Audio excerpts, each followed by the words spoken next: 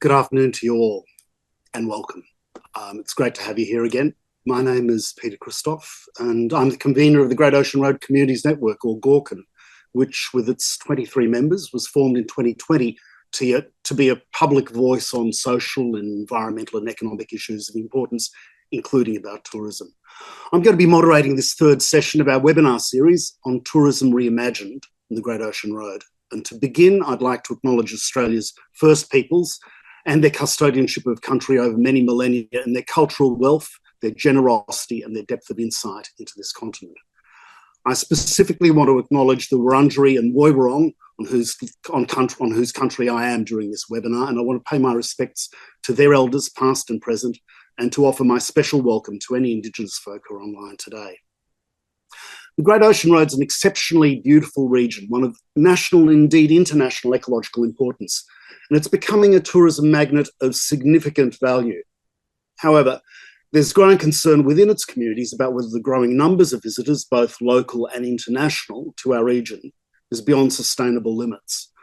And so this webinar series has been put together and is intended to help us first better understand the drivers and the pressures that propel industrial tourism, including in our region, to explore alternative forms of regenerative or sustainable tourism, especially for the Great Ocean Road, to hear from key Victorian public agencies about what strategies and processes currently govern tourism, and to engage with these policymakers in co-designing regenerative tourism alternatives for the Great Ocean Road region and its hinterlands in the Otways. In the first webinar, which some of you may not have seen, Anna Pollock talked about drivers of current tourism. Over the past 5 decades or so, tourism has grown exponentially globally. It's been the product of affluence, cheaper travel, slicker marketing and other forms of technological facilitation.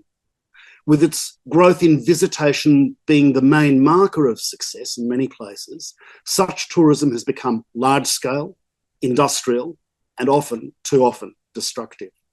Although fostered vigorously by entrepreneurs and by governments, it's also been often poorly planned and poorly regulated.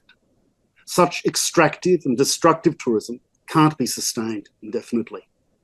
Over-tourism, a powerful new term which is being used to describe this phenomenon, has caused cultural clashes, pollution, resource allocation, shortages, strains on public infrastructure and services, and a deterioration in the quality of life for local residents, including native species and ecosystems. In this sense, what is beginning to happen along the Great Ocean Road is symptomatic of a global trend, as are our problems and our responses, policy problems and responses. In the second webinar, Diane Dredge then extended and deepened the discussion that Anna had broached about sustainable tourism alternatives. These are forms of tourism that respect the holistic nature of places visited. Such tourism is usually diversified, usually is governed by and involves strong local input and effective control over enterprises and impacts. It recognises social and ecological limits and respects values that are not primarily commercial. It has also greater economic resilience and adds such resilience to its local communities. Diane, with her colleague Lizzie Cork, provided numerous examples of such tourism initiatives in Victoria in particular, but also beyond, especially ones that concentrated carefully on the natural attributes of place. Those first 2 sessions also raised questions and issues on which this series is now going to focus much more intently. Markets are not self-regulating, especially in terms of sustainability. Tourism involves people arriving and going, often where they will and where they can, sometimes crowding onto private land and into delicate ecological reserves. Sometimes blatantly false advertising in social media encourages an unrestrained torrent of tourism to increase. And so we turned to the state. But what's the role and what are the limits of state planning and regulation? Public agencies do have limits, but they also seem often reluctant to limit visitor numbers.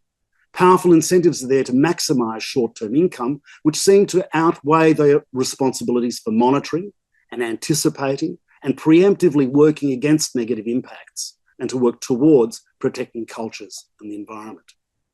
The answer at present seems to be to allow more of everything In other words, more extractive tourism, as well as tourism which is sensitive and regenerative. But simply adding to the load is clearly not a solution. In recent times, in response to regulatory absence or failure, overseas in particular, we've seen communities, for instance, in Barcelona, in Florence, in Paris and elsewhere, beginning to mobilise against what they're calling the theft of local amenity. However, this mobilisation also raises questions about equity, for instance, about the rights to access public goods and places, including coasts and parks. How do we assess competing claims from locals, sometimes very privileged, against those from elsewhere, the summer crowds from Melbourne, elsewhere in Victoria, or interstate or from overseas, without collapsing into worse versions of NIMBYism? How should public authorities rank stakeholders' interests, critically recognising and including also the mute claims of environmental interests? And so in this series, we're now beginning to look at the role of state agencies in tackling the sorts of questions I've raised. It's with some of those questions in mind, we'll turn today to look in greater detail at the Great Ocean Road and its region, to understand the pressures that it and the Otways are beginning to experience. And we'll also hear about another terrific example of appropriate tourism. So now let me introduce both speakers together. We'll be first hearing from Liz Price. Liz Price is a Surf Coast resident and the inaugural General Manager of Great Ocean Road Regional Tourism, GORT. She's a distinguished leader and advocate for building a balanced and sustainable visitor economy, with over 2 decades of experience shaping regional, state and national tourism strategies.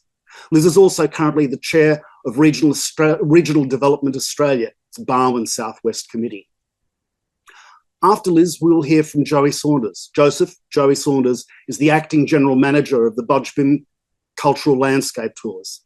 He's a proud Gunditj Mara man from his father's side and a proud Gunai Monero man from his mother's side. For the past 8 years, Joey has been an engagement officer for the Southwest region with the First Peoples Assembly of Victoria. He served as a truth receiver with the Yoorrook Justice Commission and played a crucial role in investigating and uncovering the injustices faced by First Nations people in Victoria. Throughout his career, Joey has continued to work as a tour guide for Budj Cultural Landscape Tours. We'll hear from both of them, one after another, and they will be followed by about half an hour of question and answer. Please, if you have questions, put them in the chat function and get in early. Early is best in terms of being able to register what's coming through. And please, could you keep your microphones and cameras off for the duration? Liz, over to you.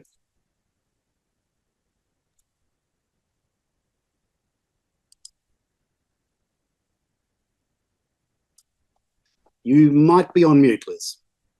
I can't. No, I'm just waiting for it to come up. Thank you. Beautiful. Thanks, Peter, and thank you for the opportunity to be part of the series. I'd also like to commence by acknowledging the traditional custodians of the land that we label as Great Ocean Road region, the Wadawurrung, Eastern Mara and Gunditj Mara peoples. I acknowledge that sovereignty was never ceded and pay my respects to their elders, past, present and emerging. I thank them for their ongoing connection to and care for country. I welcome the opportunity to walk together with them to continue to learn from their deep history and their living culture. It's actually impossible to talk about this land and this region without understanding and not seeing that deep connection of our First Peoples to this country, as it's actually the connection to the lands, the waters and the skies that draws people in to this part of the world, whether they come to live, to work or to play. I've had the privilege, as Peter said, of bringing my family up on Wadawurrung country, and I'm blessed with a job that allows me to traverse Wadawurrung, Eastern Mara and Gunditj Mara country on a daily basis. And on many occasions, I've been really privileged to be able to do so with traditional owners that have been so generous of their time, their knowledge and patience. As Peter said, in the last 2 sessions, we heard from Anna Pollock and then Diane Dredge on some of the biggest challenges facing the global visitor economy, and in fact, the world as we know it. Really big issues resulting from population growth, globalisation and increasing consumerism. Challenges that none of us can hide from. It was pretty special for me to get a chance to reconnect with Anna, especially because she came out with Great Ocean Road Regional Tourism when we were forming and has really played a really instrumental role in setting the strategic direction of our organisation and shaping our focus. And as wisdom and learnings over the past 30 years are not to be taken lightly and are in many ways a sombre warning to us all. But to bring the discussion closer to home, I've been asked to present on the current state of play for the Great Ocean Road region. I'll kick off by providing a little bit of an overview of Great Ocean Road Regional Tourism and the organisation that I work for, outline current visitation and some of the challenges and opportunities that visitation presents that we all need to collectively address, and give an overview of some of the progress, provide an understanding of the framework we're using to measure progress from here on. But first, for the record, Great Ocean Road Regional Tourism does not believe that the Great Ocean Road region is suffering from over-tourism and cautions us in following into that sensationalism with this type of terminology and not actually addressing the really big underlying challenges. That being said, we do have really big challenges. We have significant overcrowding at key locations at key times of the year. We have way too many Melbourne-based tour companies and visitors on coasters and coaches that do not contribute any economic, social or environmental benefit to the region, and many that don't respect the very natural attractions that they're coming to see. We've seen continued underinvestment over the last 2 decades from both governments on infrastructure to support appropriate visitation at our natural attractions by both locals and visitors alike. We all agree we need to manage and protect our natural attraction, which is, as I said at the start, is the core driver for many people to visit here. The visitor economy cannot be left to grow unchecked. We have to all actively play a role to manage our visitor economy to ensure we are not condemning the region to a future of over-tourism. We must bring together all the communities within the region to actively design and manage the visitor economy that will support social, cultural, environmental and economic outcomes that we all agree to aspire to. Secondly, I want to say it's exciting to actually be gathering here because I feel like I'm in a room with more of the coalition of the willing, because this to me is not the start of a conversation, but a conversation that has been growing and has been underpinned by some significant changes, which I'll hopefully be able to share with you today. A conversation that was underpinned as we started as an organisation more than 10 years ago that doing nothing wasn't an option and was probably the reason we were in the situation we were in. But to quote Anna, there is no silver bullet. And the biggest shackles that are preventing us changing the future that must be addressed to the community is building a framework and a process to facilitate building consensus on what is wanted. A process that creates trust and brings together all the caretakers. And I really love that phrase that Diane used in her presentation, but brings together all the caretakers, our First People, residential communities, holiday homeowners, businesses, land users, visitors, land managers, and local and state government agencies to really build consensus on a vision. Progress will continue to be slow or worse, stalled, if we cannot collectively agree on a vision and what is needed as a community of caretakers. So the Great Ocean Road region to me is probably significantly larger than what most of you recognise as the Great Ocean Road. The region spans the 6 local government areas from the Surf Coast in the east to Glenelg in the west, and all of the way up to the Hamilton Highway. So a really significant area, significantly greater the coast, and a really diverse product offering. Great Ocean Road Regional Tourism, or GORT, and I noticed that Pete did use the abbreviation GORCN, so I think I can get away with using GORT, was established as a regional tourism board in 2013 by the 6 local government partners to facilitate a regional collaborative approach to growing a more sustainable visitor economy. We also have the opportunity to work with the state government as part of their Visitor Economy Partnership Program and are one of 14 currently recognised regions. Regional tourism boards, or visitor economy partnerships as we're currently known, are an evolution from more traditional marketing-focused regional tourism organisations. They are a recognition that marketing is often not the solution and in many cases can be part of the problem. But we also need to make sure that we're having a holistic look at visitor economy and the visitor economy management. Great Ocean Road Regional Tourism brings together industry, local government and state government in a partnership. And today we represent over 1,823 businesses. I'm biased, but I think that GORT bats above its weight, as we're a staff of only 4 full-time equivalents. So, the Great Ocean Road visitor economy. To build a sustainable and prosperous future that delivers social, cultural, environmental and economic benefits for communities across the region, it's important we understand where we are now. So I'm starting with the big numbers. For the year ending September 2024, and that's the latest release of data from Tourism Research Australia, the region recorded 5.6 million visitors, 3 million domestic day trippers, 2.4 million domestic overnight visitors, and 151,000 international overnight visitors. What is not in the officially recorded data is the estimated international day trip visitors. And they're estimated about 500,000 if we use IVS data that looks at places that people say they have visited. If I look in terms of nights, you'll see that domestic overnight visitors contributed 7.4 million nights, an average of 3 nights per visitor, with international overnight visitors 887,000, an average of about 6 nights per visitor. If we look at that in spend, and tourism organisations like to often talk about the big numbers that tend to show some form of success, visitor spend is about $2 billion. Domestic day spend, making up a small amount of that, 376 million. Domestic overnight spend, 1.56 billion. And international overnight expenditure at 88 million. International day trip expenditure, like visitors, isn't captured. But if we think about those day trip bus systems and how many of them bring everything with them, cater for their guests on the side of the road, I'd estimate that would be pretty small.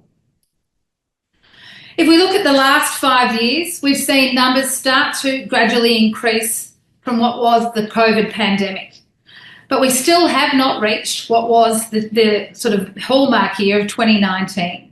We're down about 17% on domestic day trips, 14% on domestic overnight, 39% on international overnight.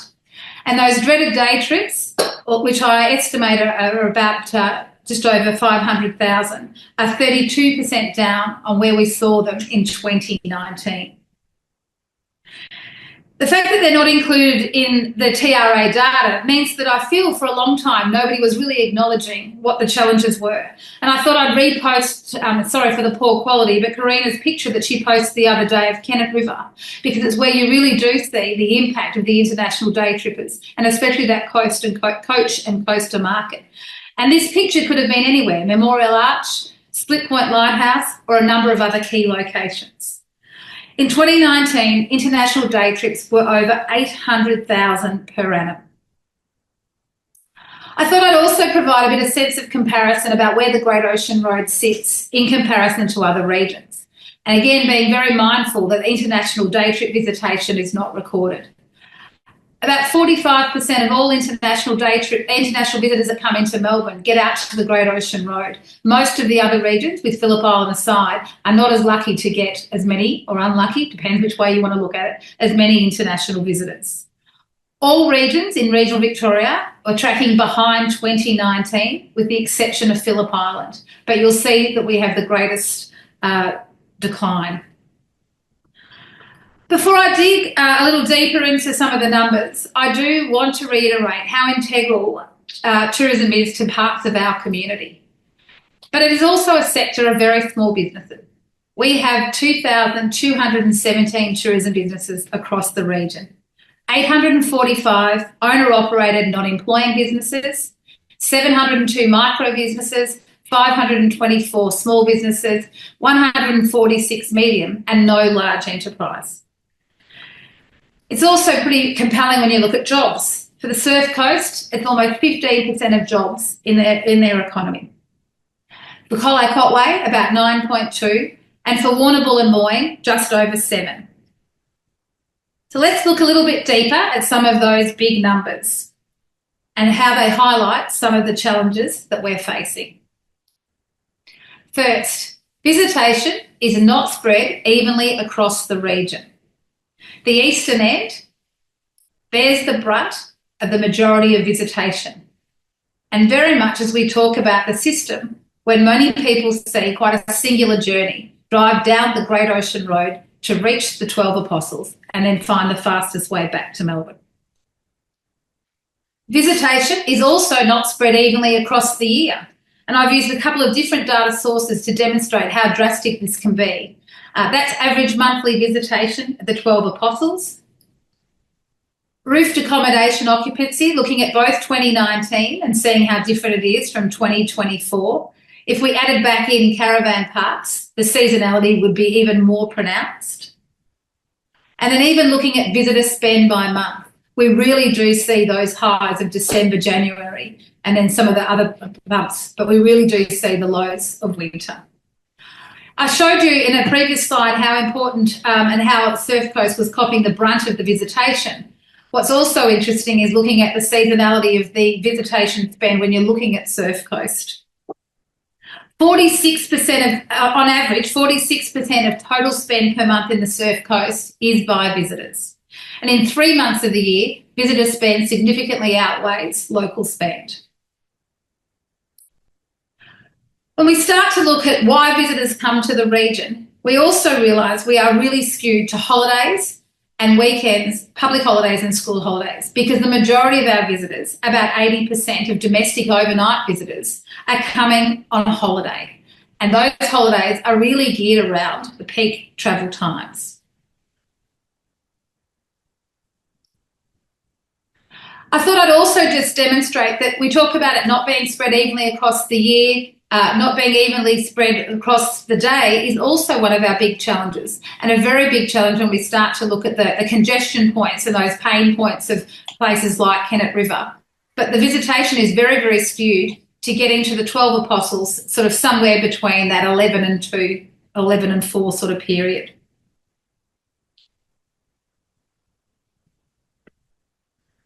One of the biggest challenges is Victoria is our primary source market. 97% of domestic day trips and 89% of domestic overnight visitors are actually originate from either Melbourne or regional Victoria. And there seems to be a bit of a ring around Melbourne where, you know, the east goes east and the west goes west. So we have a really strong skew to greater Western Melbourne and very particularly Western regional Victoria. But Greater Geelong is an extremely dominant market, and that's the same whether we're talking about day trips, but also when we're talking about overnight visitation, with Wyndham and Ballarat also significant markets for us. Managing visitation from these neighbouring local government areas presents unique challenges, and we need to be cognisant that 3 of our top 15 visiting local government areas, Greater Geelong, Wyndham and Hume, are also facing significant population growth. Wyndham has a current population of 340,000 and is expected to reach 500,000 by 2046. Some of these growing areas also have significant overseas-born populations that could really result in changing the mix of visitors with a growth in international visiting friends and relative markets in future years. We see this segment make actual multiple trips to the region, sharing their backyard with progressive family members as they come to visit them in Oz. 48% of the current population of Wyndham are born overseas, 17.4% from India alone. When we start to look at the mix of international overnight markets that we're getting, we've also seen significant change between COVID and now. Of course, with the extra restrictions on China post-COVID, we've seen the China market fall from about 17% to 2%. But we've also seen with the war in Europe a significant fall in Germany from 12 to 8%. And they are a traditional market that stays long in region and really explores further. We've also seen some growth. Other Asia, which includes India, has seen a big growth from 18% to 28%. But also the lucrative North American and Canadian market, which has gone from 8 to 15%, and some significant growth from New Zealand, almost doubling. I wanted to put in context our visitation with what's happening from a state perspective, and probably put this slide up as a little bit of a word of caution and something that we might need to worry about quicker than we thought. China is already the #1 international visitor market for Victoria and is only at 75% of pre-pandemic arrivals. It is also 31% of all international spend for Victoria. As I mentioned before, traditionally we see longer stays from those North American, UK and European markets. I know that Peter was very keen to talk about Airbnb, so it would be remiss of me not to put up a slide. I've just honed in on houses quite specifically because of the concern that so many houses are on the short-term rental market. And as of last month, 2,999 houses were listed on Airbnb. But enough of the challenges in the data, I wanted to also share a sense of optimism, that there are solutions, and although there is a lot to do and a long way to go, there's a significant amount of work in progress. Some top-line opportunities that I think will really help us shape our future. We need new immersive products and experiences that will slow visitors down and support year-round, non-weather dependent overnight visitation and encourage geographical dispersal to the western end and northern parts of the region. We heard from Lizzie Cork from Wildlife Wonders and the Conservation Ecology Centre in last week's session, and I'm delighted that you'll get to hear Joey talk about Tayrak and the Budj cultural landscape today. These are two great examples that immerse visitors in the landscape, share their stories and culture and deep connection to the region and its landscape. We also need purpose-built tourism accommodation. A big argument that a lot of the Airbnb properties has been borne out that we've had no significant new accommodation in the last 12 years. We need that accommodation in key locations that can service visitors with all of their needs. In planning this accommodation and looking at new products and experiences, we really need to look at the role that our regional towns and cities can play. Gateways, Winchelsea, Colac, Camperdown, Warrnambool, Portland, where we have a broader range of service offering that really can help visitors to stay longer and experience more. What great hubs each of those destinations could really make for accessing more parts of the region. We need improved infrastructure that supports climate adaptation and manages the impact of visitation at key natural attractions. And we need to make brave decisions to recognise locations that are not suitable for visitation and reduce or exclude access. Hopefully many of you have got to see the upgrades at Stevenson's Falls and the Saddle Lookout. We need a licensed tour operator system that supports appropriate visitation and is resourced to be managed and to manage enforcement. The current system is under review and the current state system is under review and presents an opportunity for meaningful change. We need to band together to agree on what that change should be for our region. We need to explore transport options and access to reduce the heavy reliance on cars. Despite the crisis of coasters, the lion's share of visitors rely on private cars to explore the region. 88% of vehicles at the 12 Apostles are cars. And in January, this represented 56% of all recorded visitors. We need to create a balanced portfolio of markets. We need to reduce our reliance on Melbourne and Greater Melbourne. We need to grow interstate and international overnight visitors that want to stay longer and spend more in the region. We need to reduce our reliance on holiday makers and grow business and event visitation that can occur outside of those weekend and school holiday peaks. We need a new system to fund the maintenance and renewal of critical infrastructure and amenity for our locals and visitors alike. We need to manage demand and manage the impact on the environment, the quality of the visitor experience and the safety of everyone. This image is quite an old image. It was taken back in about 2016 when we were advocating for improvements of the 12 Apostles. But I do put it up as a reminder of what happens. And it really is an image that haunts me. If you think of what that drop is off the cliff where those people are standing. And what's just outside onto the right of this photo is actually somebody coming down the cliff on the other side trying to get a better vantage point. We need mechanisms in place at key locations at key times to manage the number of visitors. We need to connect visitors to local artisans and creatives that are inspired by the region, that helps them to build a deeper connection with a sense of provenance and place that they are visiting and differentiates us from all of the other places that they go. This creates lasting connections and encourages longer multi-day stays and repeat visitation. Enough of a wish list. As I mentioned at the outset, GORT and our partners have been committed to shaping a new future. We have continued to work with the industry and community to review and evolve the region's visitor economy master plan with a strong evidence base to what we do. Despite each of the plans that we've done being a roughly 10-year horizon, we've found up to 3 to 4 years they've had to be reviewed and revamped, and we're on our third plan in 10 years, which is scheduled for release in April. We have also built a strong emphasis on building from a local up. We've developed localised destination action plans. We have 14 destinations within the region that have developed destination action plans. These are designed to understand the vision, aspirations, challenges and opportunities and priorities that are unique to each of the individual destinations. We're currently reviewing and updating most of these.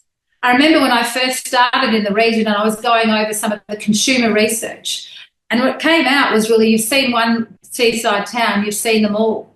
And for someone new to the region, I couldn't believe how far from the truth that was. We have really refocused the brand, really shifting the emphasis off the 12 Apostles and the Great Ocean Road as icons, and celebrating the breadth of big nature the region is blessed with.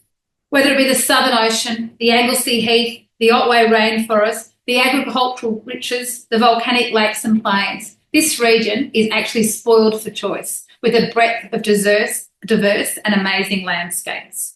We've shifted away from being a passive destination that you drive along as fast as you can to get to the road and the rocks, to a region where you've got to get out and be active and experience, where you want the wind in your hair and Mother Nature putting on a show.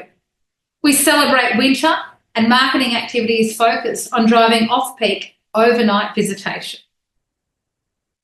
We've worked with destinations to develop their unique brands and shape their messaging to target the right market for them, aligned to their brand, their product offer. Important for the destination, but also critical to encourage multi-destination visits, draw visitors further through the region, and encourage longer and repeat stays. GORT has led a lot of strategic work that started to look at revenue capture and user pay systems to try and challenge the traditional model, understanding workforce challenges, and when investment was to come to the region, where would the workers go, where would the workers live, with affordable housing for key workers and locals, a big challenge for the region. We've looked at workforce attraction strategies, and quite proud to be working with the Surf Coast at the moment to work on eco-destination certification. We're also supporting businesses to understand how they can be more accessible, educating them on being more sustainable, and sharing examples of other businesses that do it well. From where I sit, advocacy is driving change. The collective advocacy resulted in significant upgrades to the Great Ocean Road, delivered the Great Ocean Road Action Plan, provided for the formation of the Great Ocean Road Coast and Parks Authority, funded investment in infrastructure through the Geelong and Great Ocean Road City Deal, which is delivering projects like the 12 Apostles Precinct, Point Grey, Apollo Bay Harbour and Kennet River. We may have a long way to go, and many of us may be frustrated with the pace of change, but we are making progress. Our commitment to shaping a different future is embedded in the region's visitor economy priorities. We are not focused on the unsustainable growth of visitor numbers. The region's visitor economy priorities are a thriving, inclusive and resilient visitor economy. We want to see strong, sustainable communities because they are vital to the product, they are vital to the experience that we want people to have. We want a healthy, natural environment. We want to manage and protect the amazing assets that we're blessed to have. We want a capable, connected and collaborative ecosystem where we do talk as one voice of caregivers. We want a strong and consistent brand story. We want to make sure that we can manage as much as possible the messaging in the marketplace to ensure it's delivering on those objectives. All of these things are intrinsically linked to the vision of what we have for the future. We are changing the way we measure progress. We're ensuring key performance indicators support the outcomes we are trying to achieve. We are not pursuing progress over perfection. And I share as my final slide the visitor economy scorecard developed to support implementation of the master plan. We are not doing well and we are not where we want to be, but it is a clear call to action. Our commitment to do better, to grow and to reimagine a more sustainable visitor economy for generations to come. We are only one of the caretakers and only have some of the tools, as Diane talked about, that are in the toolkit. But if all of us grab the tools at our disposal, if we commit to work as one community of caretakers and build consensus on an agreed vision, we will drive positive change and we will do better as a region. Thank you.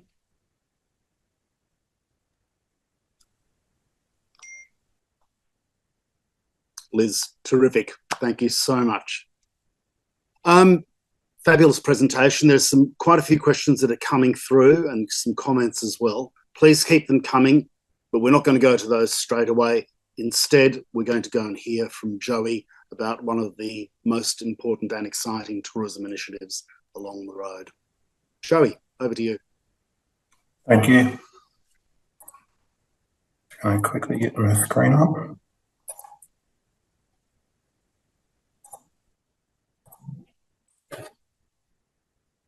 Okay, well, thanks for inviting me. First up, I'd like to acknowledge any traditional owners that are on here today, pay my respects to your elders and country.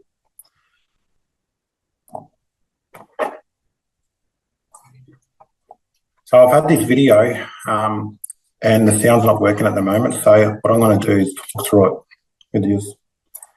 So what you're looking at now is the oldest aquaculture system in the world, with a creation story of 37,000-year-old dreaming story. And at the moment now, you're going to be looking at our cafe, or the Budj aquaculture system cafe, which we start all of our tours out. At the moment, we're looking at doing our stage 2 building, which is part of the a multifunction room and a amphitheatre. So it's starting to be, it's been 2.5 years now that we've been operating, but it's been part of probably around 20 to 30 year plan of us getting to the point where we're at now. And that's part of our tourism and aspirations to talk about country, and that experience and learning of who we are and what we do in country, because when country is healthy, we're healthy, because we've been looking after it for thousands and thousands of years. So we've got a capacity of around 50 people at the cafe.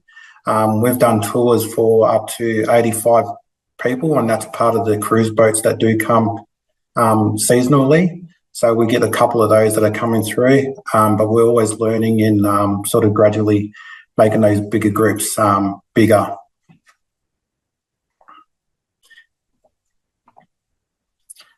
So we've got multiple sites that we do take people out on, and that's part of our normal tours that we do. But also what we're doing is that we're doing a cultural immersion experience, and that's part of our cultural understanding of country, but it's a more broader understanding of the what we've been going through since colonisation right up until today, and what we're doing as a community as well. So that number one site that we've got at Lambie, that's one of our sites where we've got up to 160 traditional owners, traditional houses that we call worms, that my ancestors have been living on. So one house site would have a maximum of 5 people. So if you're good at your maths, 5 times 160, you're looking at around sort of that 800 people there. There could have even been more than that due to destruction of sites, and that's part of our story that we do talk about as well. So that's one community of 1,000, probably up to 1,000 people. Then we've got the Tayrak traps that we've got that start all the way through from Budj, which is part of our creation story, which is a dormant volcano. And that lava flow goes from Budj right out to the ocean. So you're looking at 60 kilometres worth of lava flow, which is part of the Budj, which is part of the traditional fish trap systems that we've got. And then you've got Lake Surprise, which is the old name, but we've called it, the name is Budj, and that's part of the dormant volcano that we do walk across in the crater walk. Then we've got Lake GORRT. Then you've got the Tayrak Lake Conda mission, which is one of the missions or reserves that we would put on. Forgetting the dates at the moment, but it's a mission that we'll put on at that time. So then we've got Curtinage and Tirrandara, which is another 2 sites that we've got, which has got fish traps and stone houses on it as well. And Curtinage is one of the sites that we've got that has got one of the smoking trees that we only show on site of our tours. So our cultural tours that we provide are the 2-hour tours, half-day tours, full-day tours, and then we do our group tours and corporates. At the moment now, we're doing our multi-day camps, which is a maximum of 5 days, which we go across the whole landscape and show every aspects of what we've got in this country. And then we've got our cafe that we showcase one of our famous tasting plates, which has got smoked eel on it, eel arancini balls, eel pate, and then it's got a range of other all sorts of foods on it as well, which is pretty yummy. And then we've got retail and merchandise that we do sell. So we've got Gunditjmara men and women that do sell their own products that they create at home. So with stage 2, it's part of our Budj master plan, which is our first stage is what you just see before, which is the cafe. The second stage is the multifunction room in the amphitheatre. And then our second stage is our accommodation, which is something that we're still working on and looking at what that still looks like within our landscape. Because what we've found at the moment now is that getting visitors to stay longer within the region is one of our things that we do come up against. And with that accommodation, it gives people to stay a little bit longer on the country that we've got. So, but it also creates a different space where we're looking at doing the eco learning lodge where corporate and schools can actually sleep and stay in a space where they're actually learning everything within the accommodation that they're staying in as well. So everything that we do on country is sustainable. So we're off the grid. We get everything with the water that comes in and gets treated and all that sort of stuff as well. So we've got a mindset of looking after the country that we've been doing for thousands and thousands of years. Our experience is unique as well because we are a World Heritage Site, and that's something that for us has been 20 or so years to get to that point. Being the world's oldest aquaculture system, the story behind how that was created, it's one of a kind and the only one in Victoria. So for this region and the Great Ocean Road region, it's I like to call it the golden goose, where you can bring everyone else out even further and to travel right through back again at the same time. So it's something that we're pretty proud of as a community because everything that we do is community driven, even up to the building site and what that looks like. The building that we've got blends into the country Because when you look at it, what we've got with the fish trap systems, it's been there for thousands and thousands of years. One of our fish traps is 6,600 years old, which is older than the Stonehenge and older than the pyramids. And you can't get better than that.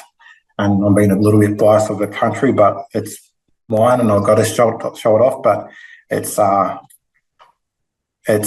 one of the best things to have and be able to talk about when visitors do come. And you look at our reviews on TripAdvisor, everyone loves it. It's unique. It changes every day. At the moment, we're in that stages of part of our seasonal calendar that we do show. We're just at the end or coming into the early wet season. So it does change. 1 minute or one part of the year, the lake's full. From what you've just seen, and at the moment now it's dry. So you get all aspects of the country, and you do get to see everything different when you do come for that repeat or that coming back to another time when you do visit and do a tour. So that's what I've got for at the moment, but I deliberately didn't show as much pictures as I want because I want you guys to come and visit. So after this, please come and see the country. It's beautiful, and it won't disappoint you. Thanks, Peter. Joey, I'm deeply disappointed in your presentation. I wanted more photographs, even though I've been there a few times. Folks, if you haven't been there, it is an extraordinary site and extraordinarily interesting. Joey, I want to start with a question for you. There's been a lot of questions that have come through, and I cannot believe that we have ended with the speakers earlier. Most speakers overrun. Beautiful. We've got lots of time for questions and comments. Joey, a question for you. I mean, you're well aware of how these sorts of tourist experiences, particularly the sort of cultural landscape that you're talking about, have been sold overseas, how they've been advertised, how the experience has been worked. I mean, there's all sorts of stuff in Britain with the Stonehenge and Paleolithic sites and all of that, which are not as culturally complex as your site in many cases. What would be of great help? What would additionally help develop what you're doing? Is there anything else that can be done? That, I mean, it's not a criticism of anything that you've done. I think it's fabulous work and a fabulous site. But what else could be done more generally? Look, there's so many other experiences like across the Great Ocean region, and I don't want to take it away from the rest of the family groups and the mobs that are neighbouring to us. But being able to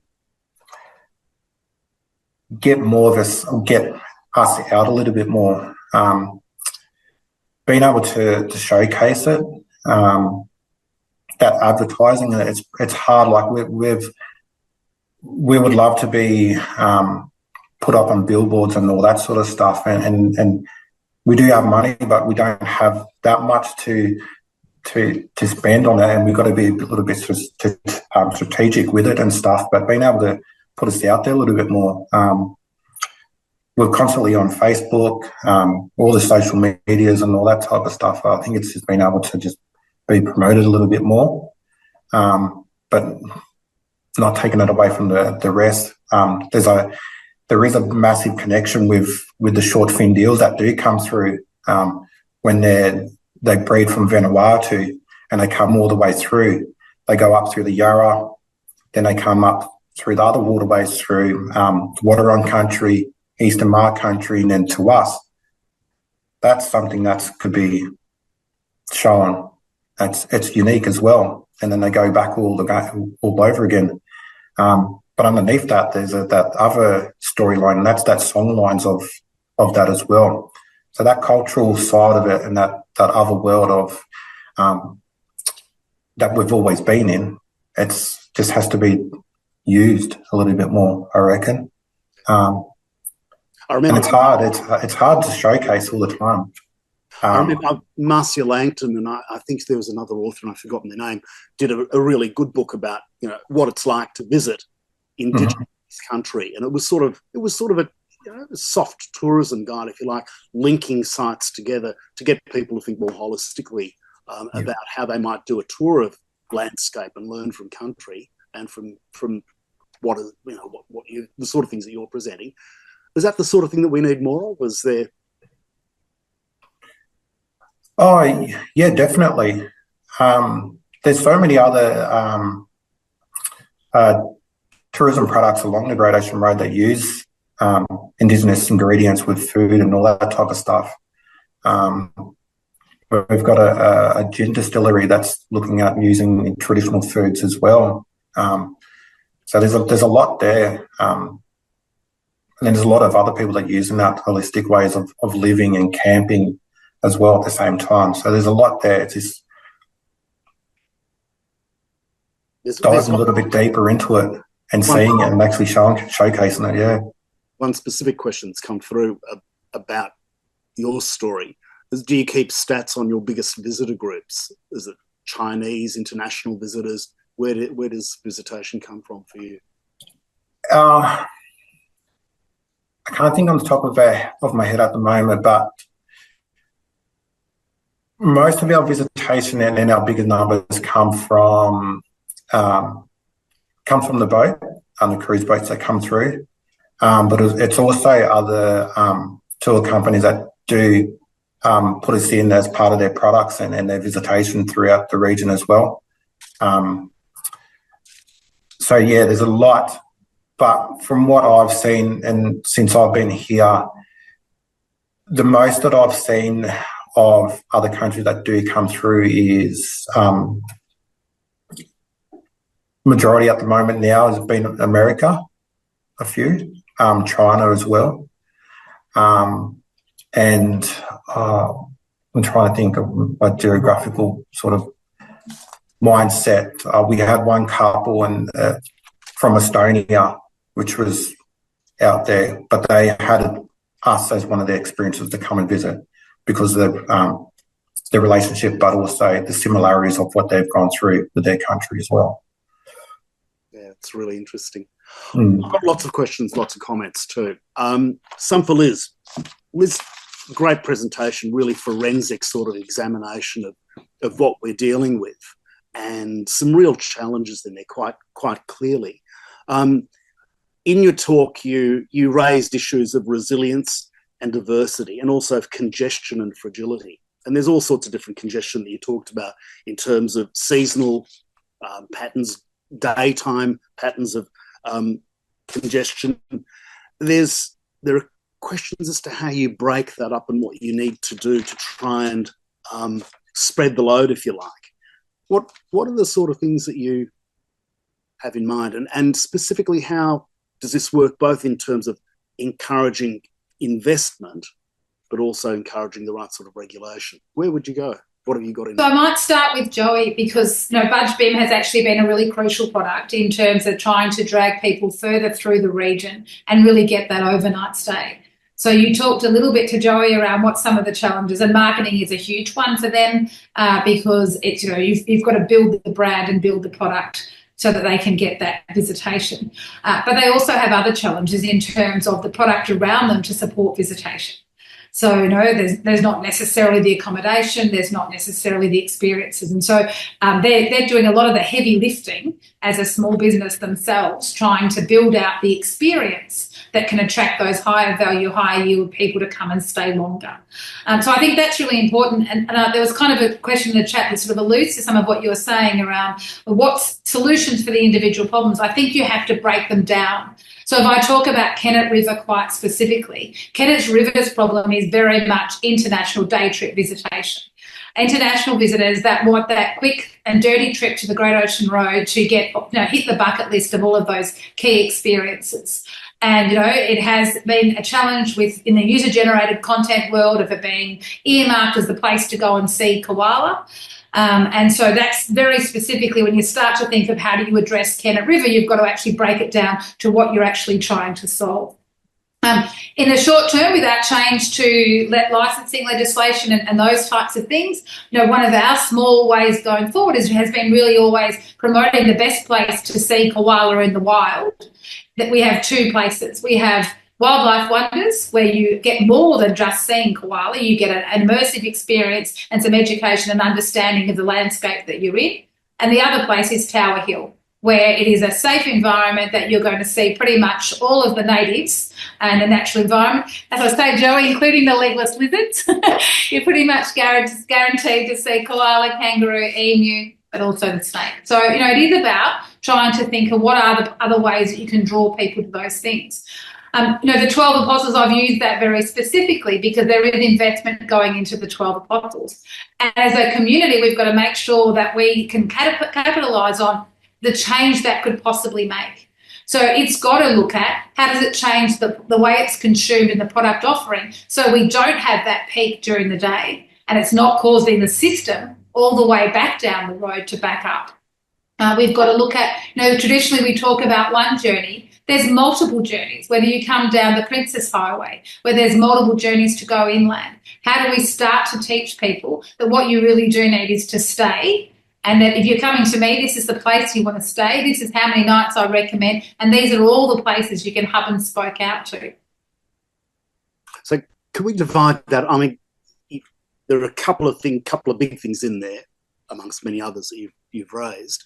One has to do with the regulatory element. So and you mentioned it, lots of cars coming down the road as well as the buses and the rest of it. And that, of course, is part of the congestion problem as well. Is there a regulatory solution to that? And we all know just how nervous governments get, shires get, when you start talking about the different sorts of fees that might be applied. But how do you deal with that particular problem? So let's deal with that one first. So starting with that one, I think, again, as part of a community, we've got to recognise that there needs to be a different system because the current one's broken. There is not enough money to maintain, renew. And, you talk about the models of the past. The models of the past were that tourism's great because the community is going to get an uplift in attraction. We've never seen that uplift. We've never seen an improvement in an amenity. And so now we've got more people coming and more sites that are being degraded. So can I just interrupt and ask, I mean, is that partly because the communities and the environment along the coast being treated as cash cows? There is revenue that could be, I mean, we know that the amount that is being charged is pretty slight, but we also know that much of that amount doesn't come back into the region at this stage, either to GORCN and other agencies or to the commercial operators themselves in some ways. So absolutely, we believe that we need some form of demand management solution that is going to generate revenue from visitors to the region. So the licensed tour operator one is probably in some respects the easier one because they're a captive audience. But you've also got to look at how do we capture, whether it be the cars coming down the road as well. So what's the best model? I think it's about being brave and supporting the agencies to actually bring forward some of those charges. Because you're right, government gets very nervous that they're not popular. But, if we want to have, park in a car park that's got a toilet with clean toilet paper and somewhere to wash my hands and lighting and a great place to park the car and a shower to have when I come up from the beach, then they're facilities that somebody's got to pay for and maintain. So I do think absolutely we've got to look at a user pay system in some way, shape or form. And there's lots of those the world over, whether you look at things even as simple, I don't think you can go to a toilet through Europe without paying to go to the toilet. And they've got pretty savvy. You can just swipe your phone as you walk through the door. No longer scrambling around for coins. We've got to look at a number of those things. I think on top of that, just putting a charge is not the only thing that we've got to start to look at. What is the capacity limit at various sites at various types of the day? And yet, absolutely, the same thing the chat just put up about public transport. At the moment, we have really limited capacity to get to the region. You're not getting to Joey if you're not in a car. And that's one of the biggest challenges. It doesn't matter where you're coming from. You need access to a vehicle to get to Joey. And so that's a huge thing that we've got to start to look at. Quite a lot of the chat was talking about active transport. I was a cyclist when I came to live in the region. I am not anymore. We don't have, with the traffic and the roads, we don't have the capacity. So how do we look at changing that? Also the system. Often I get to if you get to the train station in Melbourne, you can be told that there's no room for the bike. Or you put on a coach and it doesn't get taken. So we've got to start to look holistically at all of those things. And I think that's why we've got to think about what roles the regional cities and towns that are on the rail line what roles do they start to play to open up? We're seeing 12 Apostles Trail that's being developed by Corangamite Shire, so you can get off the train at Camperdown and then you've got access to the region. We've got to look at how do we develop some of those products, but then underneath that have the accommodation and the services that can service somebody that is on a bike. Absolutely fascinating topic. And I think we're going to be talking about this for the next 2 sessions as well. And I think you're absolutely onto one of the critical issues that everyone comes back to. Let me go back to another part of what you were talking about in terms, and this is the term that Anna used as well, the wonderful term about caretakers and the variety of different stakeholders and communities that we have with very different characteristics up and down the road and in the hinterland. How do you get people together? And how do you get them to talk meaningfully about limits? So what in the data that you showed us, and there was a lot of it and it was terrific, but what was missing? What do we not know? The known unknowns, for example, about environmental impacts or about the limits to tourism. And some people I know in the chat that we've had are already anxious about, well, this is another narrative about growth. So how do we get communities together and talk meaningfully about indicators, monitoring, compliance, limits? I think first is actually finding ways to have more meaningful conversations and talk about the solutions. So I think too often we come together and we all want to talk about the challenges and how it's affecting us from our perspective, but we don't want to look at what are the range of solutions and what are the trade-offs for each solution. There is no perfect solution. There is not a solution that we're all going to be happy with. So how do we strike the balance? We talk about, you talked about the data. Traditionally, TRA, that's all they collected. It was about visitor numbers and visitor spend and where they went. Governments jumped on to spend because it's the only metric that was going up. And then I'd argue and be a cynic. In an inflationary environment, of course, it's gone up. Talk to any of the businesses across the region. They're not doing better because the cost of doing business has gone through the roof. So, it's more expensive to get staff. It's more expensive to house staff. The cost of operations is so much higher.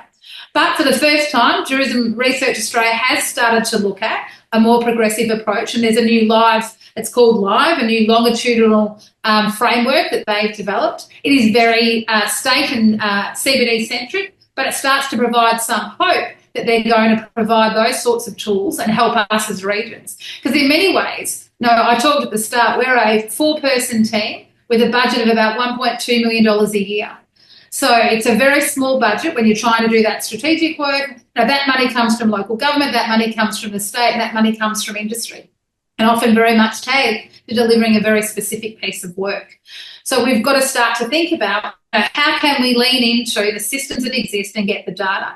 Someone asked the question about in the scorecard, the environmental that we use at the moment. Again, in lieu of being able to go and do primary research, we use the local government community surveys as a part. There's a question in each of the community surveys that starts to form a bit of the balance. Is it a perfect science? Absolutely not.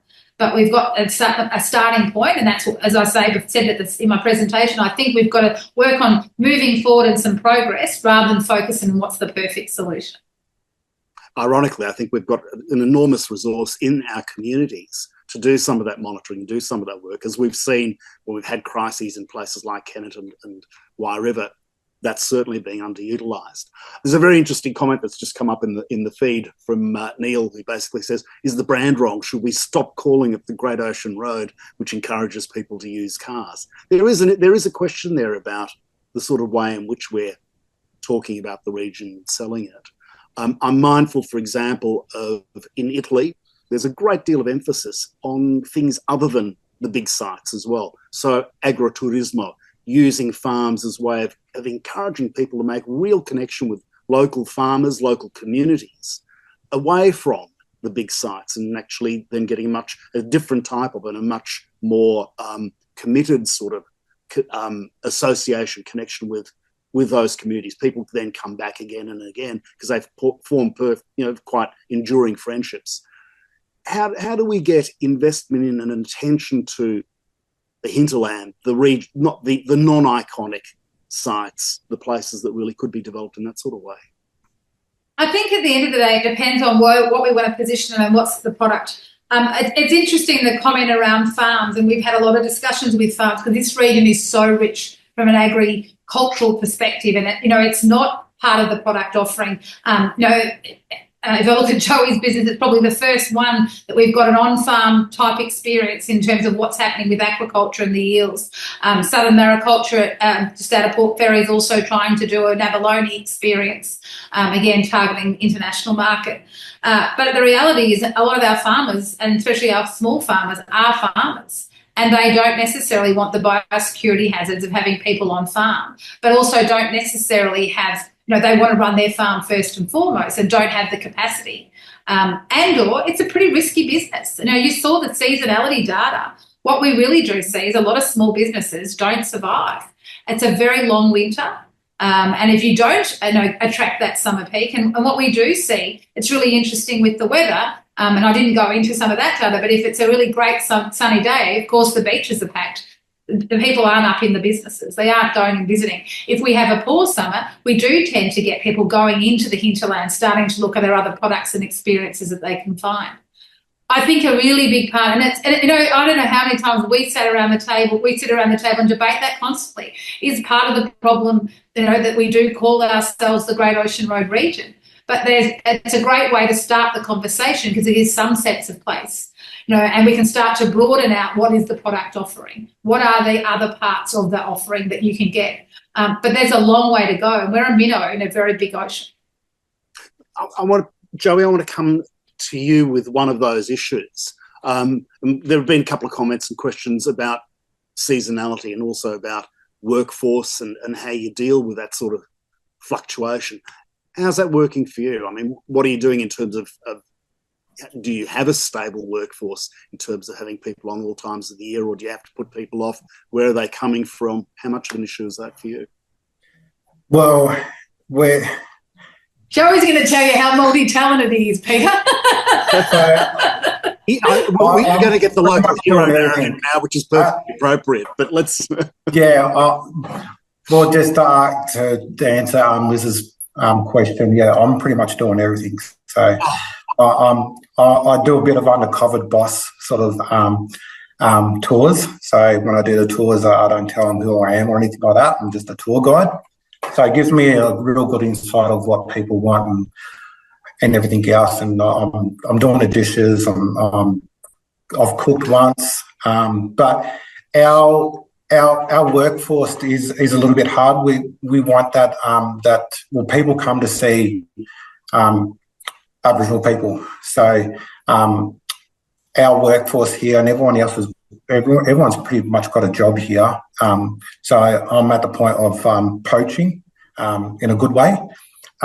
Sure, you want, but at the same time, I don't want to take away people from doing community work here, and that's what we're really about here in this community is everyone getting a job and doing something that they are passionate about and stuff as well. So our workforce, I've got around 13 people at the moment now. They're a mixture of casuals and full-timers. We've only got a few full-timers. But then to the one thing that I've been working on at the moment now is to get the big corporate businesses to come and do tours here. So we're looking at doing those cultural immersion type tours and actually getting them to come out so I can put more people on and stuff as well at the same time. And also as well, not everyone can tell our story as well. It's a Gunditj Mara story, and not many of us can stand in front of two people and actually talk, or stand in front of 85 people and talk as well. It's got to be taught in a really sort of unique way, and that's starting from the little ones, where I've started when I was 16 with my dad. So being able to bring those along, and I don't want to take any of the young ones out of school because that's part of their education and stuff as well, but doing weekend little stuff and bringing 2 or 3 on a tour and being able to say, you can explain that fish trap system. I've told you a few times, you can tell it. And I've done it a few times. So, yeah, it's a little bit hard, but we've been really lucky where we can keep everyone on for a job as well. So that season hasn't changed us in a way of employment or anything like that. And that's the unique thing. You can, just behind me now, that wallpaper that I've got there, that's part of the fish trap system. So the cafe is just over here, fish traps are just up here. So that was taken probably about 4 years ago. What you get now is something that's really dry now at the moment. And there's less swans around. So all those little tracks there are all swans that are swimming around for their nests and stuff. So the uniqueness of us, we do get that repeat of people coming back, and I've seen that, and people have said it. I was here last time and the lake was full. I was here when it wasn't full, but I'm here to see it again a different time. And that's the story that we do tell of the fish trap systems, where that water brings in the eels, but when it's out, that's when they're going out to migrate and breed and stuff. So we've been pretty lucky, and I think it's part of all the hard work that Liz has done and her team, which is smaller than ours. But we do get those people that are coming through. So yeah, it's a hard job at the same time, and being able to present those products that do bring the people in, but also the small ones as well at the same time. It's a tough job, and we're doing as much as we can at the same time, doing those little just tricky little things that we can try and bring people in as well, like Valentine's Day, Father's Day, Easter that we've got coming up. I just went to the Tourism Summit, and just building on the back of the massive or the big things that are coming up, like the F1 cars, cricket, football, and all that sort of stuff. We're trying to do those little tricky things and also just recently the Tourism Gigs Fund that just come up, we applied for that. So we can have Gunditjmara men and women come and sing at the cafe. So that's the type of thing that we're looking at doing as well. Just bringing in different people that wouldn't come out, that would sit there and listen to people sing, but also they're singing about the country as well, which is a different way of storytelling. It's a very different and much more profound version of resilience and endurance than you're going to find elsewhere in the country. So yeah, it's a privilege. Yep. I want to turn the question to you then, Liz, and this is about non-Indig work and country then. There are clearly some issues in terms of the seasonality that you've talked about, that has profound impacts on workforces. Smaller communities, little places like Wye River and so on, have greater difficulties in terms of getting staff, and not just staff, but also people who can volunteer and work in CFA and or with the life-saving clubs and so on. How do we begin to stabilise some of that? There's, for example, a lot of people stay permanently in caravan parks and work in local businesses seasonally, and they're helping not only to sort of populate the area, but also to help run the area. What issues are there that we need to address, and how do we begin to address them? How do we begin to stabilise some of that stuff? That's a big question, Peter. I promised you that I was not going to give you any easy ones. Yeah. If I had the answer to that, I'd be in big popular demand, I think. I think that the challenge is starting to look at what is the balance. And we've seen the introduction of the short stay levy. There's no data yet to see if that has made any difference. I suggest it probably hasn't. It's probably just been pushed across onto the consumer. There were plenty of businesses that worked out how much they needed to up the ante to make sure that they were capturing enough to pay that levy. I do think we've got to start to look at where we can have housing and where that appropriate housing needs to be. But it is, again, why I go back to we've got to look at where do we develop products and experiences that we're going to have access to and have the capacity to build the population to try and bring people through. We know even in Surf Coast, Winchelsea is a bit of a growth centre. We've got some opportunity around Colac. How do we start to look at those opportunities? So how well do you think the local destination action plans then address some of these issues and also fit in with some of the larger policy conundrums and trends that we're seeing? I think probably to varying degrees depending on the communities.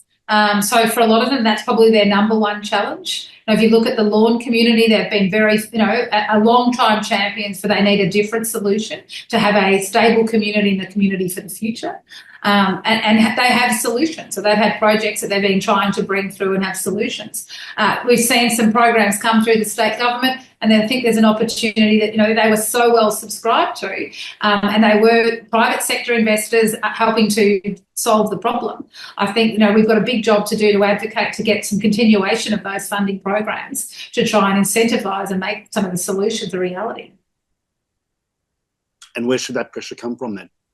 I think collectively all of us, and I think that's the power that we do have. We can get the community of caretakers rowing in the same direction. And I think we often talk about, are we at odds? And I don't think in many cases we are at odds, but it's actually understanding what are the solutions, what are the things that we can do first, and what are those things that we can do first, what's the pros and cons, and making, having some robust discussion, understanding that there's going to be trade-offs in every solution for every part of us. There's, as you know, there's some work underway. It appears to be going very, very slowly towards a very long-term vision for the region and for the road, the 50-year sort of grand plan. How important is that plan? How likely do you think it is to actually be coherent enough? I mean, 50 years is a long way out. Just think about the sort of things that are certainly going to happen and how unpredictable they are in relation to climate change, economic change, and so on. How much emphasis should we be placing on that as opposed to much tighter and more powerful short-term plans? I think the hope is that starts to galvanise people on what a vision needs to look like, but it absolutely needs to then have what are the levers that need to be pulled now? What are the things that we need to focus on? And what things are going to have that immediate impact? And I think that's probably people's frustration, is that whilst all the planning and the discussions have, they don't see a solution. But I think we've got to be careful that we don't, jump at a solution without understanding the consequence. So I do think it's important. I think 50 years is a very long time, but we've got to have an eye on where we're going. And then, it's up to all of us to make sure through that process we're feeding through what are the real things that can be delivered now and how do we agree. Have we got some brave decisions? Do we say that we don't want any coasters going into Kennett River? Do we make that collectively and get behind that that's a decision to make? And if that is the case, where do we want those coasters to go? Where do those coasters go? What licensing system would we need to enable that? How do we start to look at those types of solutions and breaking it down? And I think we've got to have new ways of coming together and having some robust discussion and doing that pros and cons. And I know I'm not a government person, but, I've sat through some really great workshops where you really look at investment logic mapping and you really do try to get people understanding the pros and cons of each decision. So I do think we've got to do more of that as a whole community of caretakers so that we've got all of the people in the room that can, speak on behalf of the groups. I'm going to go back to an earlier point that someone made about the data, the visitation data that you gave, because I think it then ties to another question that has also been sort of running around in the chat in the last few minutes. The comment that was made, or the question in relation to your data, was, okay, so we've got the high-level visitation data. What exactly do most people do when they come down to the coast? Frighteningly, go to a natural attraction. Be in nature. Go to a beach. The beach is probably the number one, but they generally answer the question in terms of go to a natural attraction, and it's generally a beach or a walk or that type of experience. And at the end of the day, the majority of them are not spending any money. If you look at that Greater Geelong cohort, this is their beach. That they see Torquay is their beach. And I think, Armstrong Creek would be closer to Torquay than Winchelsea is. So they do see it as their backyard. And I think that's one of the things that I talk to, that, in this globalised consumerism world, that everyone sees it's their right to go. And I think that's where we've got to start to look at, well, what are the mechanisms to support that level of visitation? And how do we start to look and be controversial? Even the challenge of the investment in the walks. Are we bringing more people in from that Greater Geelong, Greater Wyndham, Greater Western Melbourne that are going to spend less money doing more works, creating maintenance renewal, but not actually leave any contribution? if we don't change the system and there's no user-generated income from that, then that's exactly what's going to happen. And I often get called out because I don't support free camping. But I don't support free camping because there's actually no such thing as free camping. Somebody else is picking up the tab, whether it's the local government that's a land manager, whether it's GORCN that's a land manager, whether it's Park Victoria. There's actually a cost.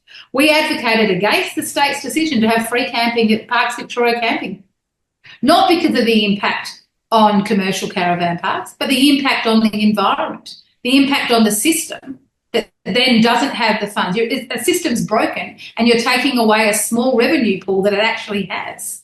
That's not sustainable. And that's where we've got to make sure solutions being proposed are actually going to drive the right outcomes. So let's tease this out, because this is really part of the chat that's been going on, and also goes back to one of the questions I raised about equity. There's been a debate in different parts of Australia about privatising public assets like beaches, and all of a sudden you find, inevitably, if you put a price on things, there'll be those who can easily afford to pay it, and those who've had free access, who suddenly find that they're actually struggling because they don't have, particularly in current context, don't have as much money, and therefore find the system is prejudiced against them. How do you deal with that equity issue? Having said that, it is quite clear that there are parts of touristed Australia where people are quite comfortable with paying for access to bits of Tasmania or the Great Barrier Reef, or a whole bunch of other sites where actually people recognise the importance of paying to maintain that amenity as a public amenity. How do you balance that out? And what's your narrative for the Great Ocean Road around that? So I absolutely get concerned when we start talking about, charges, that we end up in an elitist environment. That's absolutely not what we're trying to achieve. But I do think the system of it being free does not necessarily mean free access to all. And I use the the free camping. Those that could afford to go camping probably could have afford to buy that. That wasn't necessarily a mechanism that was going to help cost of living for a lot of people. And especially given a lot of it was already booked, so people just straight away went in and booked it for nothing. So that didn't open up, really, in my opinion, it didn't open that up. So it wasn't a mechanism that worked. So I think we do need to look at other mechanisms that are going to create access for people that cannot afford it, so that we don't become an elitist destination. But I actually also want to turn that argument on the other head, and I did an example for the board recently. I was in a session with some colleagues from Ayers Rock, and we sat down and I put on a piece of paper all of the key experiences that they said that you had to do with a trip to Ayers Rock. And so by the time I went out and saw the light show, they've got an Indigenous spa, they had an Indigenous high tea, they had the Sounds of Silence dinner, just what they considered their top 5 experiences, without an airfare, without accommodation. I'd already spent over $2,500. We couldn't, and most people could not spend $2,500 in our region in that same capacity, because there isn't the products and experiences for them to spend their dollars on. And so I think that that's where we've got to look at both ways. Some of the capture of the revenue and the expenditure is through the private sector. And having those products and experiences. Talk about Joey's problem. Joey's product, and you've been there, Peter. It's actually cheap for what you get, that amazing experience of walking on country with one of our first people. And it's too cheap. But Australians argue about the price of that. Whereas I in fact, was going to make the suggestion that there are some places where you want to lower the prices to get people to go there, to learn about country, to learn about the history of, the long history, the real history of this place. So you can use prices. Prices have always been used as mechanisms to do things, apart from just simply harvesting loot.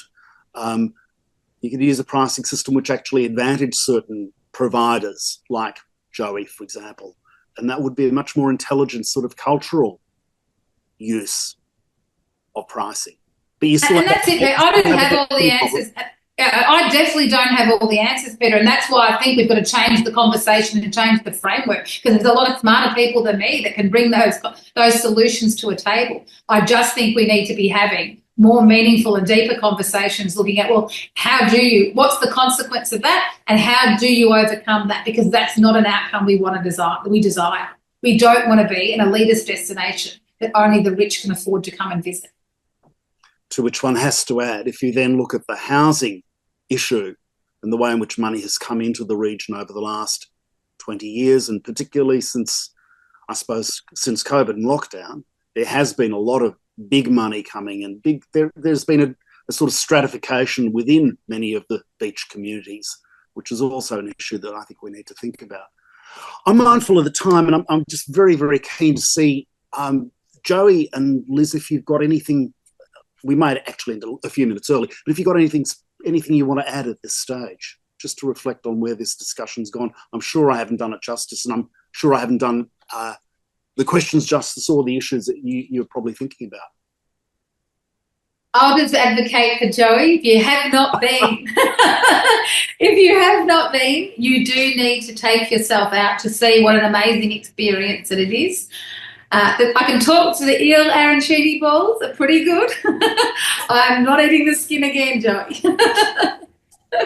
No, I was going to say the exact same thing. I was looking at the numbers of the amount of people that were in here, so I think it was 95. So all 95 of you, just please come and visit. The other attraction that we've got there as well, I think at the end of the video, there's an eel tank there. So we've got 25 eels that swim around in there. Every now and then we pull them out, so you might be able to grab an eel on the day that you do come and do a tour. But yeah, come and say g'day. Eel wrestling may be the greatest attraction of the great. Look, I think you've had enough free advertisements from us, Joey. That's enough. No, not enough. No, absolutely. Everyone should go, and they should go many. And the point you made about seasonality, going there at different times when different things are happening, really important. Look, there are some. No two visits are ever the same. There are so many big issues that are now coming to the fore in this webinar series. We've only just started touching on them: the issues of pricing, the issues of equity, the issues of seasonality and how you deal with it, the problems of the depth of tourism, and also, and I think, you know, Liz, your data-packed presentation, I'm really grateful for that. I think it's really important. I hope has adjusted some people's view of where the problems lie or where the potentials lie, because international tourism is one part of this, but I think it may have been revelatory for some people to recognise just how much of this is actually domestic tourism. So I think there are some big issues that are coming out of this discussion so far, and I'm really grateful to both of you for that. The next webinar is going to have a number of people from different government agencies talking about policy and about strategy development. So I think this is going to be the next critical step in our narrative about how we develop resilient tourism and seeing how government agencies are responding to these problems and also to the challenges that have come through. And then, of course, we'll have a panel at the end of all of this, to which, of course, you are very much invited. So that pretty much brings us to the end of this session. I haven't done this before, but so forgive me because I'm going to do it now. There's a number of thank yous that I would like to suggest should come up on the screen. Excuse me for a moment while I try and get them back up again. It's the problem with multi-skilling with multiple screens. Bear with me for a moment, please.